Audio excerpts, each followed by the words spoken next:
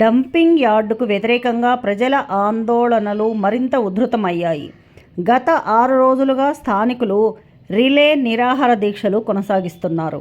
ఈరోజు ఈ నిరసనలకు మాజీ మంత్రి మేడ్చల్ ఎమ్మెల్యే చామకూర మల్లారెడ్డి మద్దతు తెలిపారు. ఈ సందర్భంగా ఆయన మాట్లాడుతూ, గత కాంగ్రెస్ ప్రభుత్వం 20 ఏళ్ల క్రితం 350 ఎకరాలను డంపింగ్ యార్డ్ కోసం కేటాయించడం జవహర్ నగర్, దమ్మాయిగూడ, నాగారం, రాంపల్లి ప్రాంతాలను తీవ్రంగా ప్రభావితం చేసిందని విమర్శించారు. బీఆర్ఎస్ ప్రభుత్వం హయాంలో తాను మంత్రిగా ఉన్నప్పుడు దుర్వాసన మరియు మురుగునీటి సమస్యలను తగ్గించేందుకు 150 కోట్లతో క్యాంపింగ్ ఏర్పాట్లు, అలాగే 500 కోట్లతో పవర్ ప్లాంట్ ఏర్పాటు చేసి విద్యుత్ ఉత్పత్తి చేసే విధంగా చర్యలు తీసుకున్నామని తెలిపారు. అయితే ప్రస్తుత కాంగ్రెస్ ప్రభుత్వం ఆ ప్రణాళికలను పక్కనబెట్టి ప్రజలను ఇబ్బందులకు గురిచేస్తోందని, కోర్టు సూచనలు కూడా పట్టించుకోకుండా డంప్ యాజమాన్యం నిబంధనలకు విరుద్ధంగా వ్యవహరిస్తోందని ఆరోపించారు.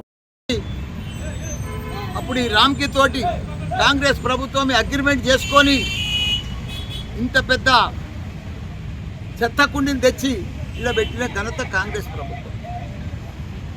మేము మా టీఆర్ఎస్ ప్రభుత్వం కూడా ఉండి, నేను మినిస్టర్ కూడా ఉన్నా.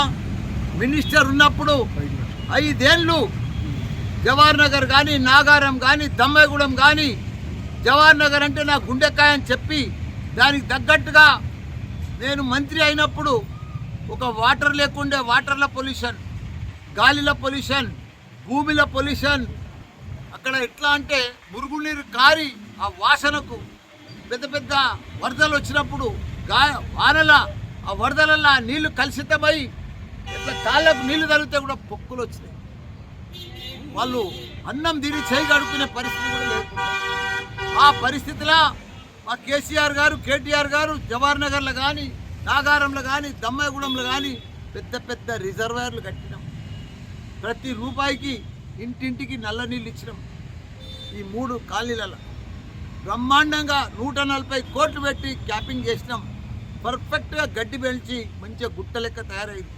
250 కోట్లతోటి ఫిల్టర్ చేసేది, మురుగునీళ్ళు ఫిల్టర్ చేసేది ఎక్విప్మెంట్ పెట్టినాం. పర్ఫెక్ట్గా వాటర్ ఫిల్టర్ అయ్యింది. మురుగునీళ్ళు నిడిపోద్దని ఫిల్టర్ చేసి ఇడిచిపెడుతుంటుంది చెర్లలో.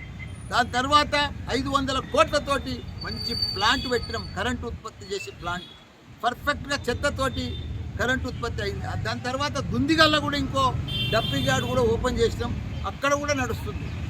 సిటీకి 4 వైపులా అప్పుడు మా కేసీఆర్ గారే చెప్పిండు, తెరుస్తా అని చెప్పిండు. జాగాలు కూడా ఐడెంటిఫై అయినాయి. ఈ గవర్నమెంట్ వచ్చినాక కూడా 4 జాగాలలో పెడతాం, 4 దిక్కులో పెడతాం. వెస్ట్, సౌత్, ఈస్ట్, నార్త్ అని చెప్పిర్రు. 2.5 సంవత్సరాలు అయింది. పోనీ కనీసం చెత్తనన్నా వేస్తే బంద్ చేసిర్రా? చేస్తలేరు.